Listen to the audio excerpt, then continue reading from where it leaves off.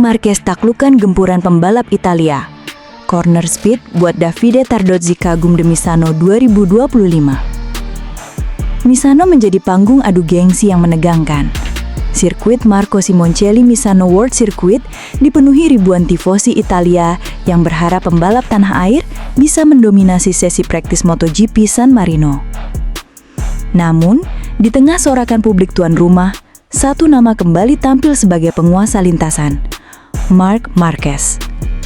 Sejak awal sesi, Marquez terlihat tenang, namun penuh keyakinan.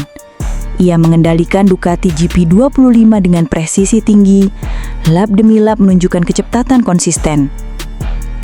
Di papan catatan waktu, namanya selalu bertengger di barisan teratas.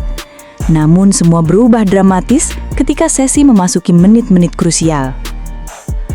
Para pembalap Italia yang tak ingin kehilangan muka di hadapan publik sendiri mulai mengeluarkan jurus pamungkas. Francesco Bagnaia, rekan setim Marquez di Ducati, menekan habis-habisan. Lap cepatnya sempat membuat papan timing berkedip, menyalip catatan Marquez. Sorakan pecah dari tribun. Tak lama, Marco Bezzecchi dengan Aprilia Racing juga melesat, menunjukkan bahwa motor Italia di tangan pembalap Italia bisa sangat berbahaya. Franco Morbidelli ikut merangsek, menambah intensitas duel di lintasan.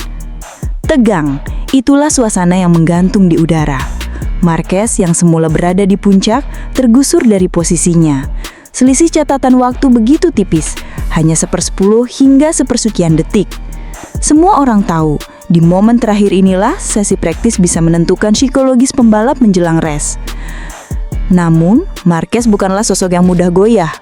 Dengan wajah dingin di balik helm, ia kembali keluar dari pit. Kali ini, tekanan begitu nyata.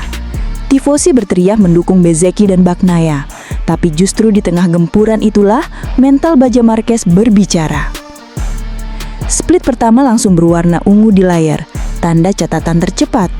Di sektor kedua, ia masih unggul tipis. Sektor ketiga yang penuh tikungan cepat khas Misano menjadi panggung utamanya. Corner speed Marquez membuat semua orang terpukau. Motor Ducati GP25 seolah menempel ke aspal, melaju di garis tipis antara kecepatan dan kehilangan grip.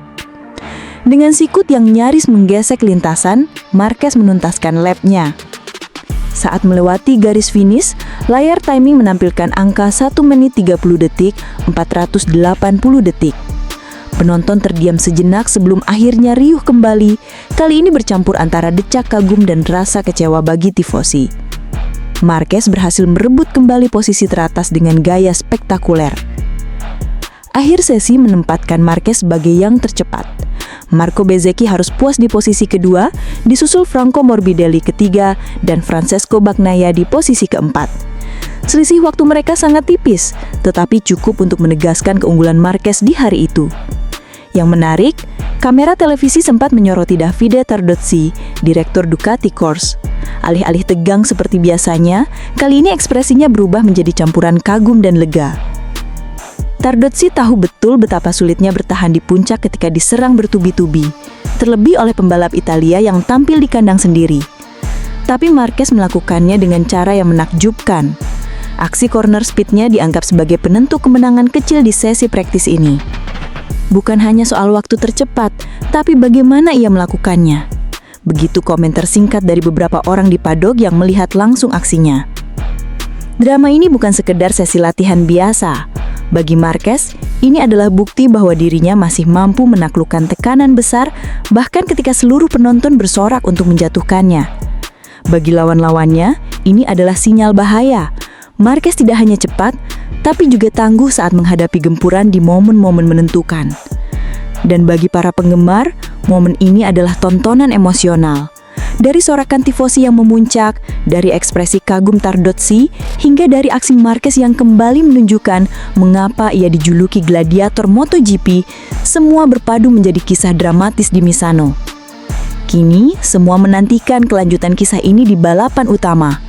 Apakah pembalap Italia bisa membalas dominasi Marquez di kandang sendiri? Ataukah sang juara dunia 8 kali itu akan kembali memperlihatkan bahwa ketika berbicara tentang keberanian, kecepatan, dan corner speed, namanya tetap ada di urutan teratas?